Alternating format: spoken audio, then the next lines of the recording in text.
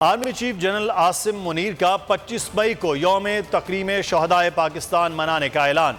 General head quarters Rawalpindi میں شہداء اور غازیوں کے اعزاز میں تقریب تقسیم اعزازات سے خطاب میں کہا، حالیہ دنوں میں فوجی تنصیبات، یادگاروں اور شہداء کی حرمتوں پر حملے ناقابل برداشت ہیں۔ شہداء کی قربانیاں اور غازیوں کی خدمات ہمارا قیمتی اثاثہ اور سرمایہ افتخار ہیں۔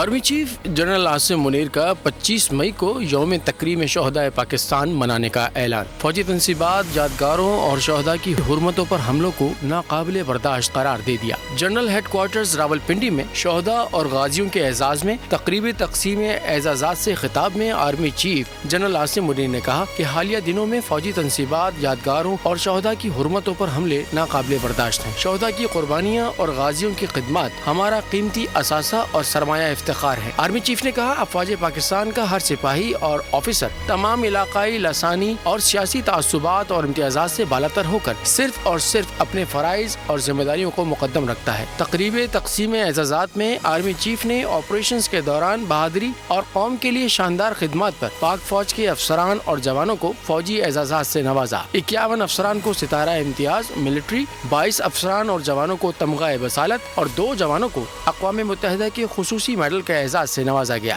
تقریب میں بڑی تعداد میں پاک فوج کے سینئر افسران اور شہداء کے اہل خانہ نے شرکت کی۔ سبسکرائب کریں اور بیل دبائیں تاکہ کوئی خبر رہ نہ جائے۔